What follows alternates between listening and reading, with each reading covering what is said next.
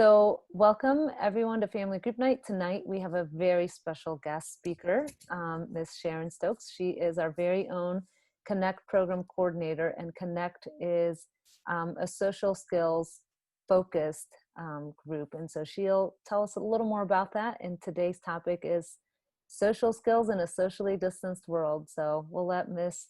Sharon take it from here. COVID has certainly caused a lot of changes to our lives, and everyone has had to find a new normal. Your kid may or may not be socially motivated, but we've had to change our routines. Our activities have had to be stopped or limited, and our social interactions have certainly become minimal. And we can all empathize with how challenging that can be. And all of these things have created a feeling that we have a lack of control, or has created additional stress, and facing so many unknowns can heighten anxiety. So back in the spring, when the SGH team learned that telehealth and virtual meetings were possible for us to get together to serve the families who come to us for resources, my first thought, because at that time there was no Connect social group, and I was dispatched to doing telehealth virtual meetings with kiddos just on a one-on-one basis. My first thought was that I wanted to create programming that would work on self-care, how to actively look for positives every day, how to continue working on conversation skills. And for me, I think this is really important, how to have fun while you do it. And so here are some of the resources that I found and have used and continue to use. So I'm going to bring up my screen.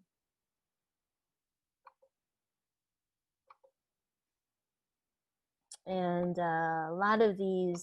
all of these actually are not PowerPoints, PDFs. And I'd be happy to, once this is all over, share this with Berta to make it possible that you can look at it at your own leisure, because we won't have the time to really actually go through everything in detail. So the first thing, is alternatives to saying hello. And I love this graphic right here. You can see everyone is wearing a mask, number one, which is why I thought it was a really good resource to share. But one of my favorites are the girl getting fancy, taking a bow. But all of these work. Signing to say hello, giving your friends that you see from a distance, a virtual air hug, any kind of hand signal is a great thing. But here's another one that I like, and I like it for two reasons. Let's see if I can see how I can move my screen down. I know how. I can do this. I like it for two reasons, and I hope that you'll be able to see my two reasons. Oh, I cut it off. That's why you can't see it. I saved the image from the internet. But one of the reasons why I liked this was because of these two guys over here with the elbow. And what you can't see because it's cut off, they're doing sort of a foot wave. So their feet are connecting to say hello. It's silly, but I like it. It's funny. Another thing that I thought was important was to find ways to create a routine of how to access and increase our positive emotions. And so I'll kind of go through this just a little bit. So here are 5. um, one of my resources um, gave me a I can be calm strategy, 4 steps. The first is to identify the emotion that you're feeling. And then once you've said, I am feeling sad because I can no longer go out and go to all the stores that I used to, or see the friends that, or family that I normally spend time with. Second step would be to find a breathing strategy. And the third one is a calming strategy. And then once you have found a way to calm yourself, then you can work out some solutions to help you solve this, or brainstorm some new ways to think about this new challenge you may find yourself in. Positive self-talk is a third way, being your own cheerleader, your own personal cheerleader, telling you, good things about yourself. And what you see below is sort of identifying what may or may not be a positive self-talk statement. Like, for example, I can get through anything. We are certainly proving that right now, that we can get through anything right now. That's what COVID is certainly teaching us right now. But the last one, in the opposite corner, I'm just never good enough. And you have to tell yourself, is that true, or is that a negative self-talk statement? And you have to be able to identify the two in your mind in order to know what you're actually saying to yourself. Third, in this increasing positive emotions, it goes along with number 2, positive affirmations. I have a version for younger kids, and I have a version for young adults. What we're looking at is the version for young adults. And I found if you just say that to yourself, I would have whomever I was working with, I would just say, let's pick 2, or repeat after me, and we'd read all of them in our structured time that we would have together. So here are a list of some of the breathing exercises that you could possibly do. So they are really cute, which helped to kind of make it fun. I'll enlarge this just a little bit. Like, for example, one of my favorite ones is the rainbow.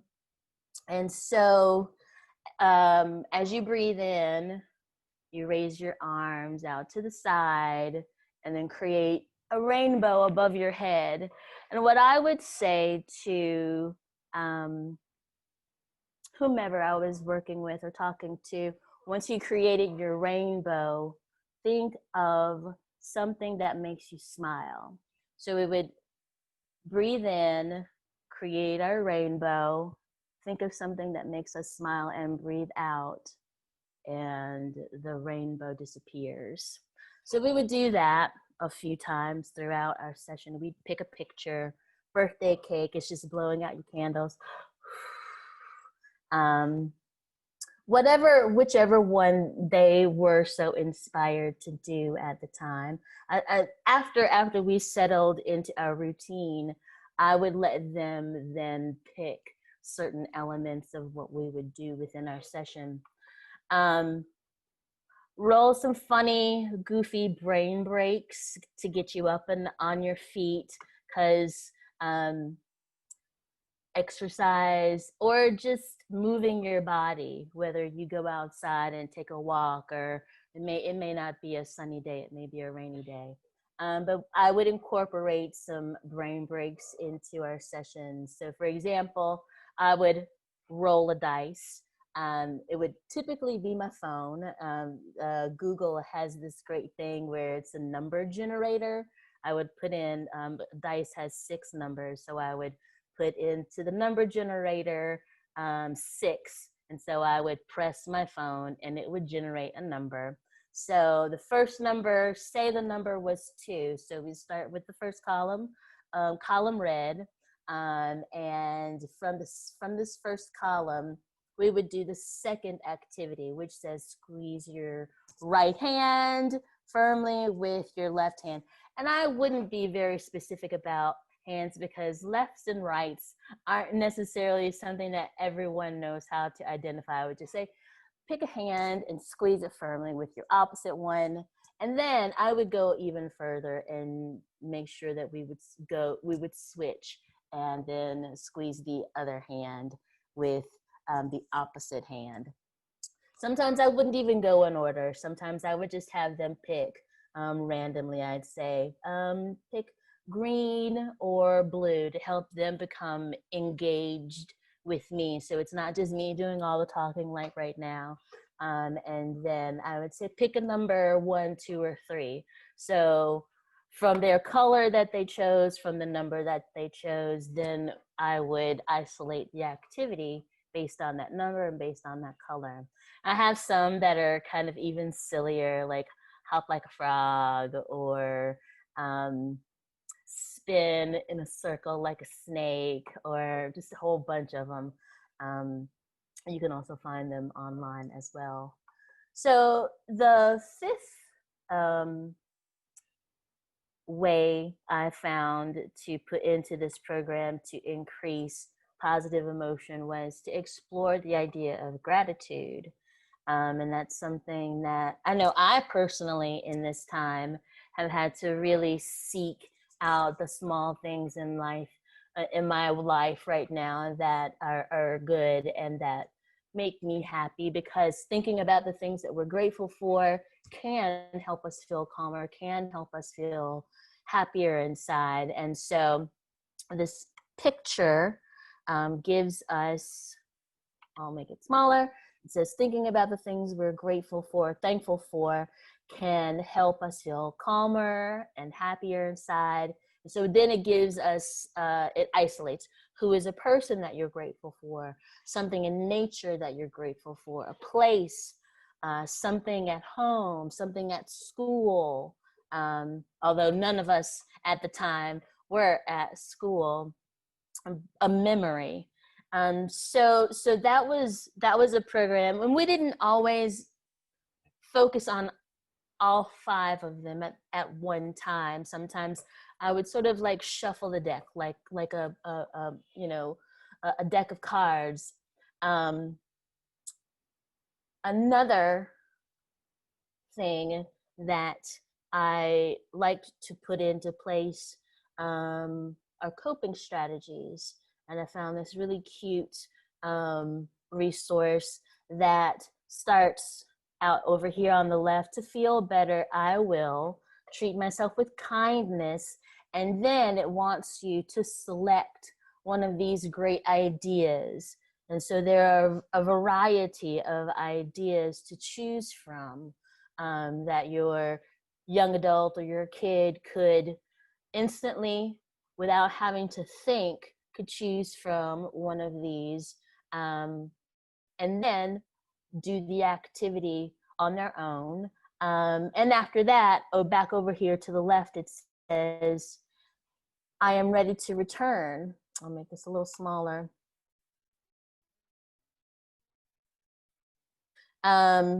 Yes, I can continue on with whatever I was doing before, but maybe the answer is no, then I might need to try another coping skill. Conflict resolution is also another social skill or social emotional learning tool that we have to practice. Whenever there's a conflict or a problem that we perceive to be a challenge for us, I'm going to start over here on the right side where it says the size of this problem is. And that's one of the challenges I think our kids and young adults have, is determining really what the size of the problem is, because what may be a small problem to us can be an enormous one to them. And so talking through it, this gives a really good guide right here. So small problems are things you might feel disappointed, annoyed, or frustrated with, you can usually handle them though. You can usually handle a small problem on your own. So that's one of the things that we work with in Connect, is teaching our kiddos how to determine, is this something that I can handle on my own, or is this something that I need help with? And over here, before I can choose what to do in this conflict resolution strategy, first I've got to get calm. And so just like the breathing strategies, these are non-traditional ways of mixing up, just taking in a breath and releasing the breath. And then it goes on to actually sort of step by step give your kiddo or your young adult some actual solutions. Like, for example, this very first square, brainstorm the solutions. If your conflict is with another person, can you find a compromise and make it a deal that everyone can agree with, a win-win sort of solution?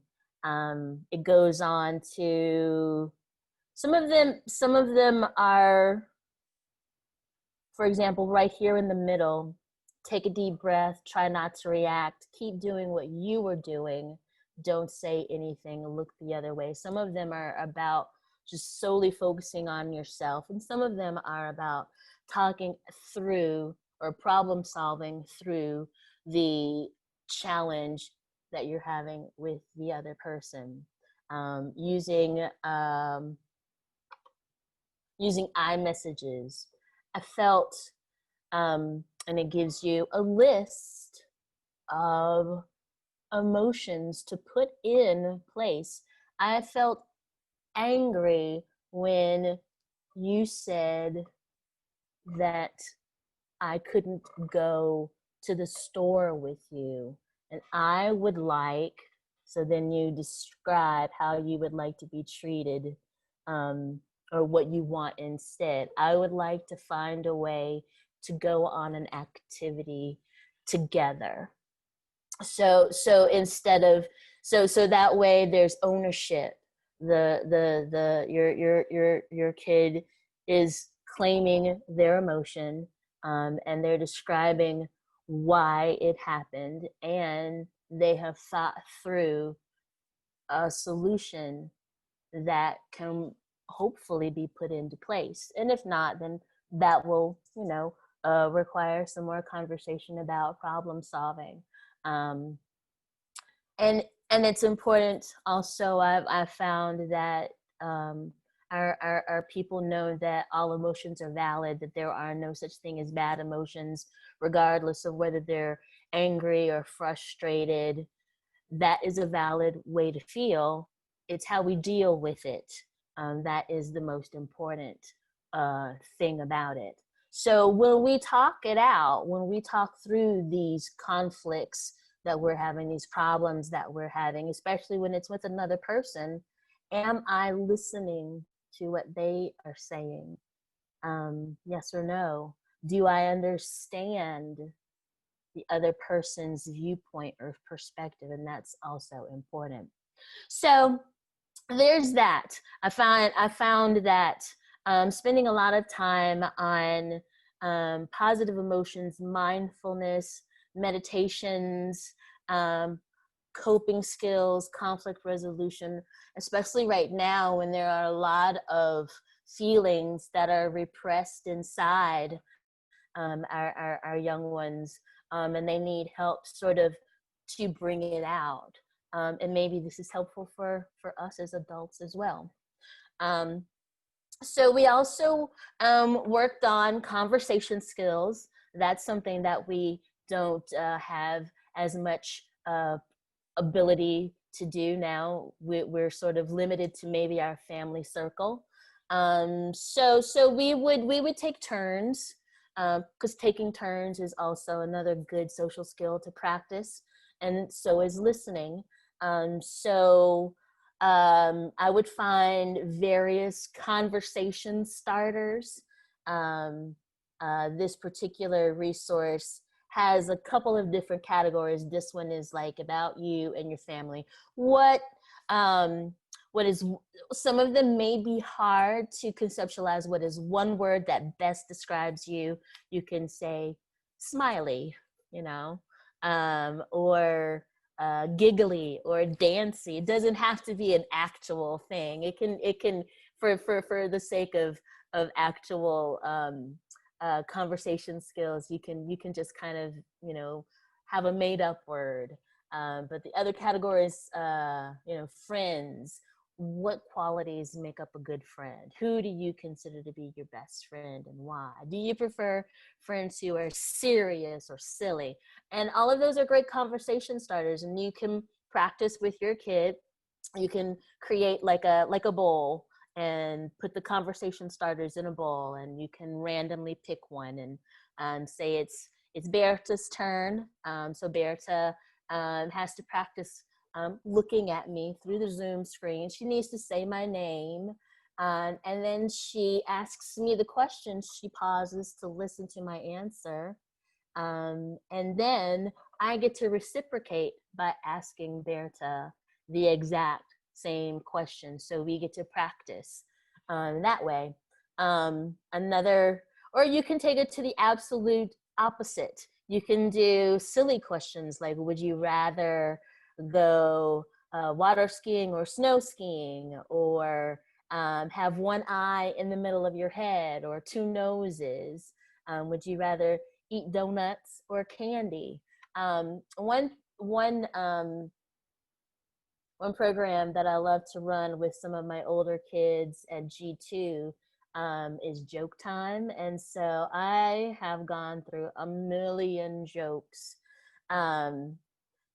because you have to, you don't want to run the risk of repeating yourself, especially if you're with a kid for, you know, say 4 or 5 years. So I can't tell you how many jokes I've found.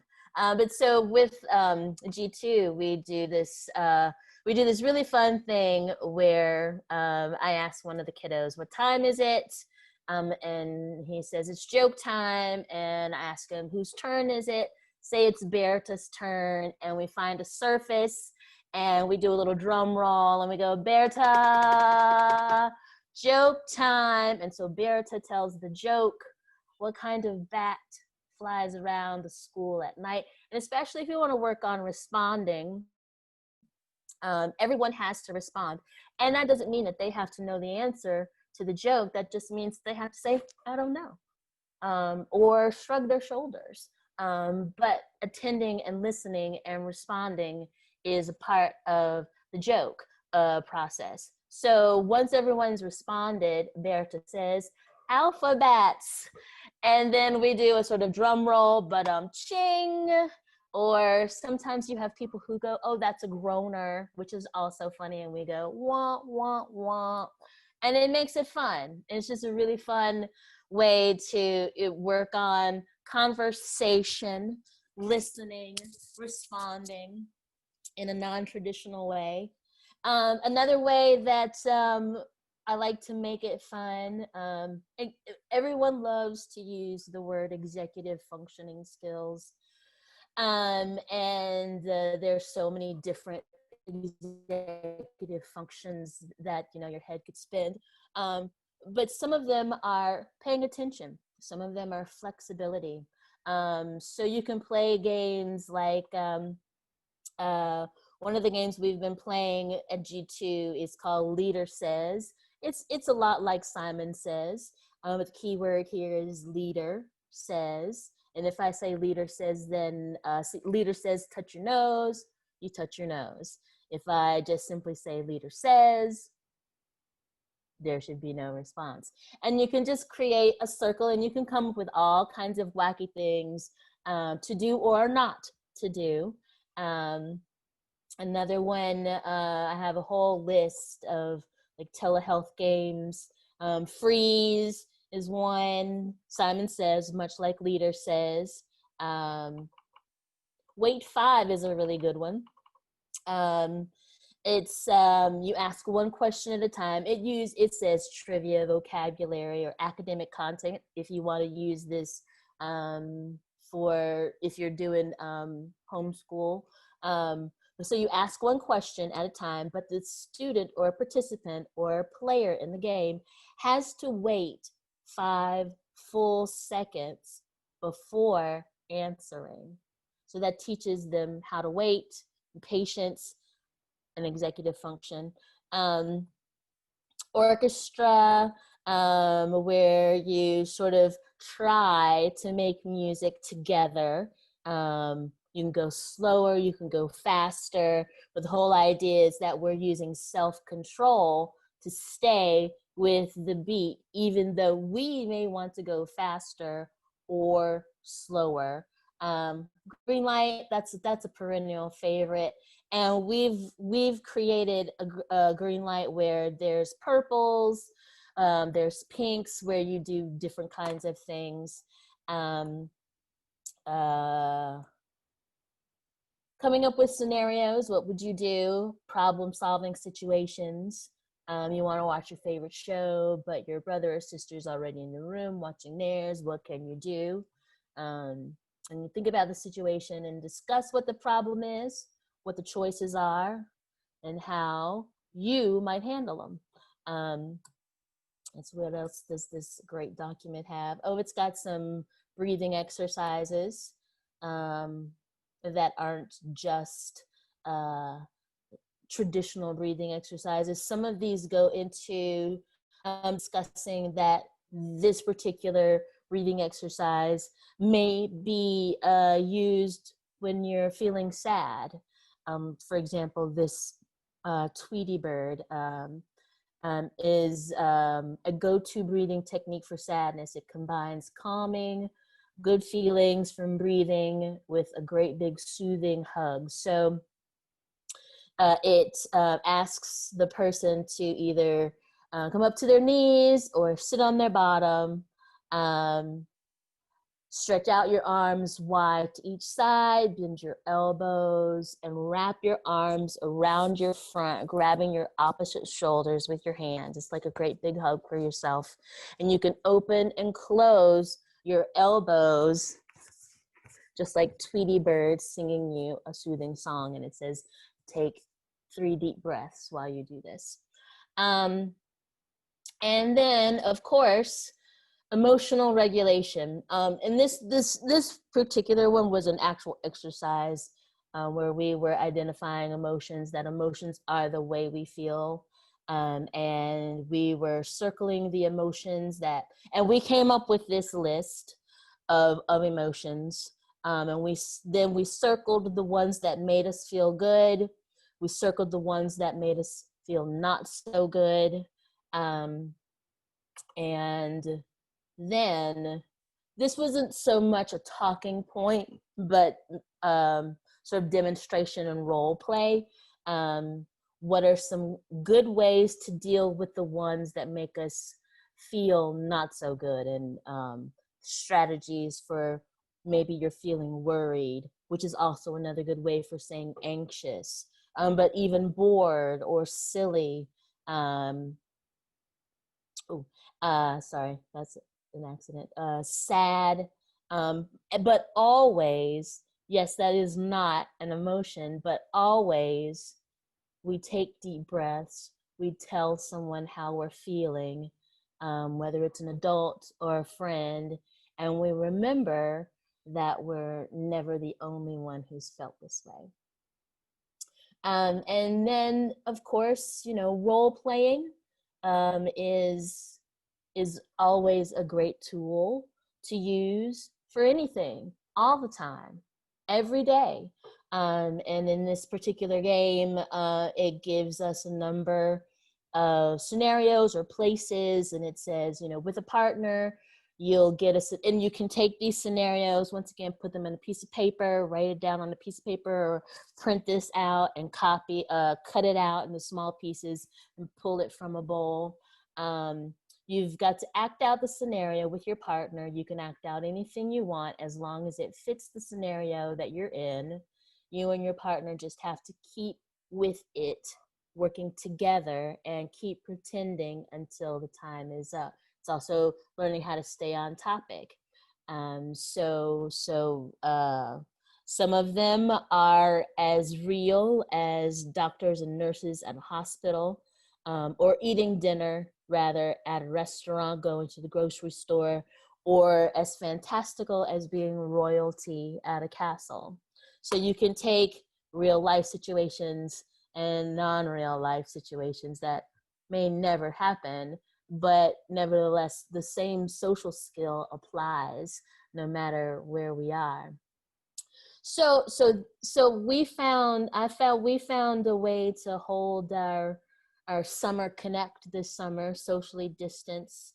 We had the kids in their own little spaces in desks, and I've found this resource that kindergarten teachers use to mark out space, like floor time. And we made a box around the kids so they could still role play, still interact with their peers, yet stay socially distanced. We managed to play a lot of the games that we would typically play. We might have had to change them up a little bit so that they weren't as literal as they once were when we weren't socially distancing, and we had to take some elements out, like touching each other or passing each other items. But we even found ways to socially distance outside with the kiddos, which we thought was going to be really big challenge. But for the most part, we're just, I think, happy to be out of the house and interacting with other people. And it was a great demonstration that, we still can have fun and work on the things we need to, even in the socially distancing world. So it is 7:11. It's a good time to open up the floor, as Berta said, for any conversation. I want to stop sharing this. Any conversations or what you and your family may have found to be helpful right now. Any questions you may have.